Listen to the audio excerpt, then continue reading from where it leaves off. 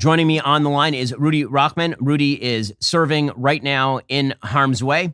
He's an IDF paratrooper in the reserve. He spent the first 4 days of the war in Kfar Aza. That is one of the hardest hit places in Israel where Hamas terrorists murdered over 100 people. And he saw firsthand the depravity of what was happening right there. So, Rudy, first of all, I hope that you're healthy and hope that you stay healthy, and Godspeed on taking it to these pieces of human debris. I want to start by asking what your experiences were in going into Kfar Aza, because we're already seeing the Holocaust level rewriting in real time. It's pretty amazing. The Holocaust denial rewriting in real time, that nothing happened, is all fake, that Hamas itself is attempting to walk this back and pretend it didn't kill civilians. What did you see when you went into Kfar Aza?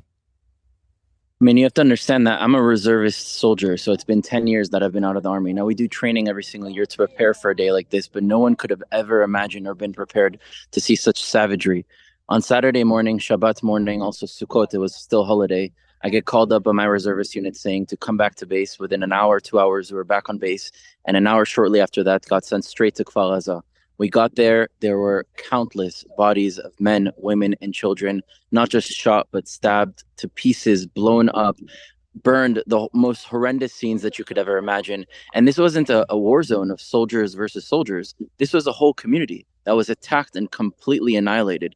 And so it was horrible to see, but this is why we're here. And it's already beginning to happen, the shift in tone as Israel does what it has to do in the Gaza Strip. So first of all, what is the goal in the Gaza Strip? And second of all, why do you think that the world is immediately shifting into defense mode for Hamas?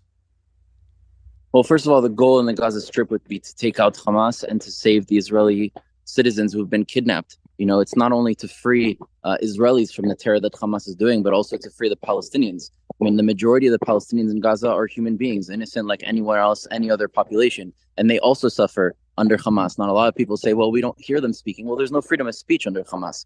If you say anything, you'd be automatically killed. So we need to remove Hamas and Hezbollah and other authorities that are completely dictatorships over the Palestinian people and the people of the region, and they're forcing them down. Now, in terms of why the narrative is turning against Israel and people are supporting Hamas, well, you know, they didn't care about Palestinians when they were dying by the thousands in the Syrian civil war. They didn't care about Arabs and Muslims when they were being killed by the thousands, if not hundreds of thousands, in different massacres. They care about this issue because it has to do now with the Jewish people in Israel. And the world is obsessed with Israel. If you look at the far right, they see us as the left. The far left sees us as the right. You look at the black supremacists, the Farrakhan's, they blame us for being the problem. You look at the white supremacists, they blame us for being the source of the problem. You look at the communists, they blame us for being the capitalists. The capitalists blame us for being the communists. The death of Jesus, blame on the Jews. The economic situation post-World War I, blame on the Jews.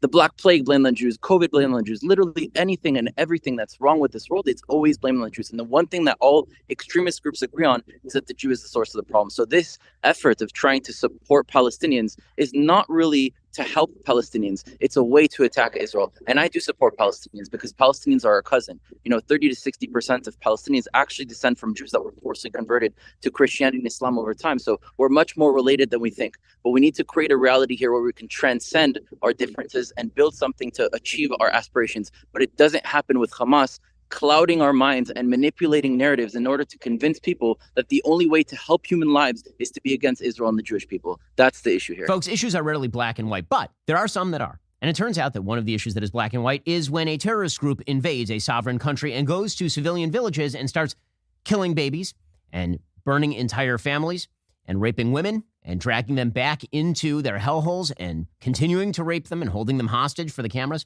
It turns out that that's pretty damned black and white. There are a lot of people who you're seeing today trying to contextualize Hamas's activities in the Gaza Strip. There is no context. Is there anything that anyone could do to make you do these sorts of things? Would you, for any reason at all, go and kill a baby? Would you? I have a hard time believing that you would. You know why? Because you don't think like Hamas thinks. Hamas thinks differently. They say it openly. They've been saying openly for decades that they love death more than you love life. This is literally the stuff that they say. They've been saying since their inception, they want to kill every Jew on the planet, not just in Israel, but on the planet, that they are not looking for any sort of territorial solution. In fact, people should know the Gaza Strip was abandoned by Israel in 2005. Thousands of Jews were removed from their homes in the northern part of the Gaza Strip. Their houses were abandoned, their greenhouses were abandoned and turned over to the Palestinians, who promptly burned all of it and elected Hamas. Ever since then, year after year, Hamas has been using the Gaza Strip as a base for terror activities. Material that has been shipped into the Gaza Strip for humanitarian purposes has been repurposed by Hamas for military means. Cement shipped in for buildings has been used to build terror tunnels. Pipes shipped in to build sewage systems has been repurposed to make rocket tubes. This is what Hamas is. This is what Hamas does. And it is evil. It is evil. And anybody who attempts to contextualize or justify this is making an ass of themselves. And the history just doesn't support any of the quote-unquote decolonization narrative that you are currently hearing. The areas that were attacked here have been part of Israel since 1947, since inception. The Gaza Strip has been in the control of Palestinians entirely since 2005.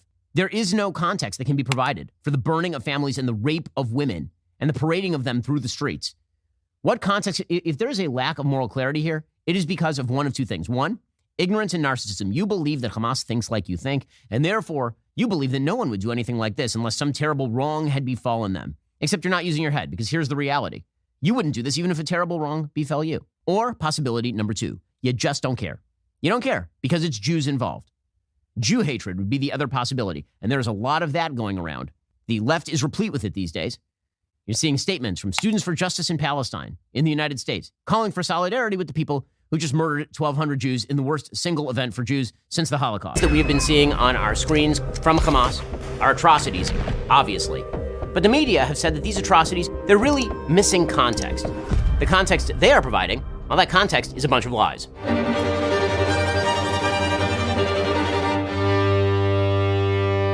There are 4 myths generally propagated by the left around the history of Israel and the Palestinians. These myths matter because they lead people into a peculiar moral relativism whereby attempted murder or successful murder of Jews is excused, and meanwhile, the evil human rights violations of the Palestinians are minimized. Myth number 1. Israel is historically Muslim territory. This is a pure and absolute lie. Israel is historically Jewish territory. According to the Bible and certain interpretations of contemporaneous archaeology, Joshua entered the land of Israel in 1400 BC. The Kingdom of David was founded around 1000 BC. The first Temple of Solomon was built in approximately 957 BC. The Second Temple was built in approximately 515 BC. The Hasmonean dynasty was founded in 166 BC. Jerusalem was destroyed in 70 BC, and the Jews exiled from Israel in 136 CE after the defeat of the Bar Kokhba revolt. The Romans, in an attempt to shame the Jews, renamed the area Palestine as an insult after the Jews' historic enemy, the Philistines. Even during the exile, there was continuous Jewish presence in the land. Islam, which is the religion of the Palestinian Arabs, was not even founded until the 7th century CE or AD. No independent Arab state has ever existed in the area known as Palestine. Myth number 2. Israel is the cause of the failure of land partition in the Middle East. This is, again, a pure lie. In 1917, the British promised the Jews the entire area of Palestine. At the time, Israel and Transjordan, which is today's Jordan. In 1920, the Arabs began pogroms, a mass murder of Jews, in Jerusalem as a sign of anger at the British mandate in Palestine. In 1922, the British government, in response, announced in a white paper that the Transjordan area, 70% of Palestine, would be sliced off and made an Arab state. That would become Jordan.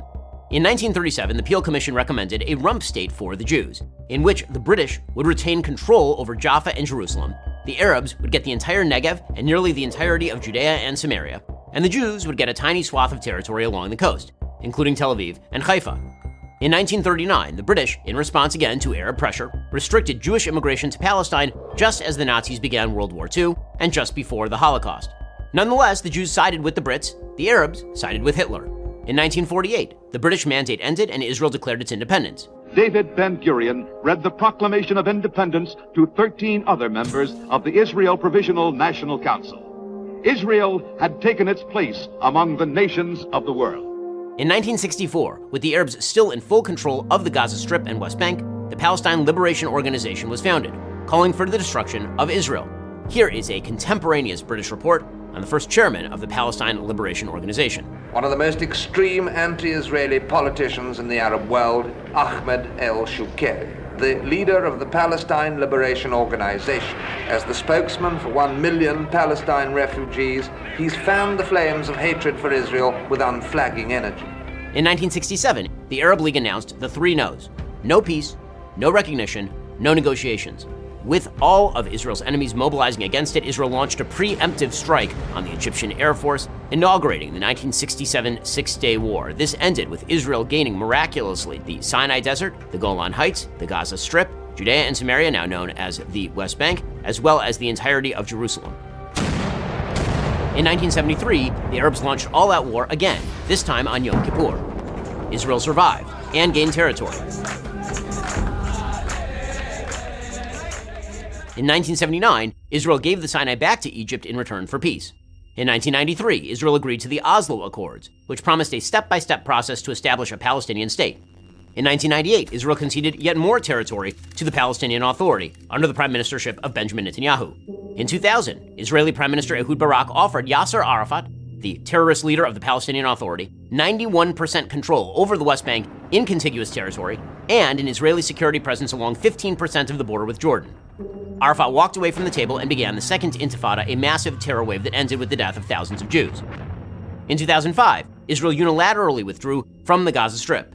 Hamas immediately took it over and began using it as a base for terrorist activity. That continues until this day.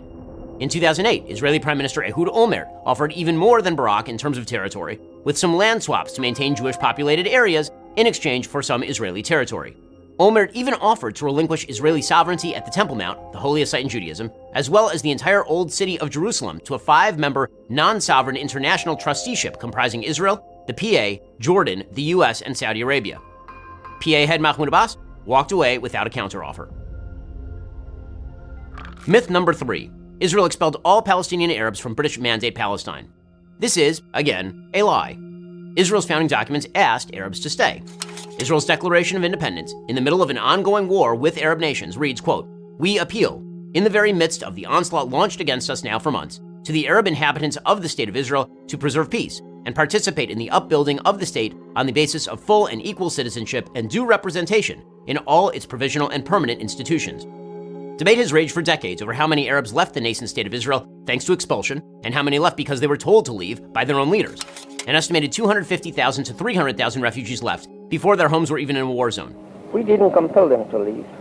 They left on their own will, or rather on the will of Arab leaders who advised them even before trouble started. The collapse of Arab society during the 1947-48 war, leaving many Arabs without a means of support, has been well documented. Israel will do everything in its power to help the resettlement of these refugees by paying compensation and by other means. Hundreds of thousands of these refugees ended up in the West Bank and Gaza, which remained Arab territory until 1967. Furthermore, Arab nations refused to take in hundreds of thousands of Arabs, turning their co-religionists into refugees who have maintained that status for literally decades, a situation unparalleled in human history. Fully 62% of such refugees live outside the West Bank and Gaza Strip, according to the UNRWA. Meanwhile, Israel, tiny Israel, took in over 800,000 Jews expelled from Arab lands between 1948 and 1951 and never asked for land to be returned to those Jews. Myth number 4. Israel is an apartheid state. Israel is most certainly not an apartheid state. Arab citizens of Israel have the same rights as Jewish citizens. 20% of all citizens of Israel are Arab. The vast majority of Palestinians live under Palestinian rule in the West Bank. All Arabs in the Gaza Strip lived under Hamas rule. Israel's population, again, is 20% Arab.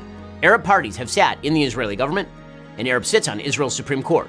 There are 0 Jews living under Palestinian rule. The only apartheid state is any state of Palestine. All of these myths have consequences. All of these lies have consequences. They lead to a pseudo-sophisticated context that allows for the murder of Jews. It allows people in the West to believe that the grievances that are openly articulated by the Palestinian Authority, Islamic Jihad, and Hamas are actually about territory. Hamas openly calls for the murder of every Jew in the region. The Palestinian Authority gives actual bounties to the families of terrorists. Islamic Jihad has the same exact goals as Hamas. When evil people say they want to wipe Jews off the face of the earth, we ought to listen, not make up silly excuses as to why they don't actually mean what they say. The consequences of buying your own lies, not even their lies, your own lies, is dead Jews. The world has witnessed the heinous attack by Hamas terrorists against innocent Israeli citizens. This massive and devastating attack killed over 1,000 Israeli men, women, children, babies. Thousands more were injured, kidnapped, held hostage. This sworn enemy of Israel will stop at nothing to slaughter every single Jew and claim Israel as their own. But there is a beacon of hope amidst the chaos. The International Fellowship of Christians and Jews is on the ground right now, providing critical essentials like food, medicine, and other emergency supplies for vulnerable Jews who need immediate help.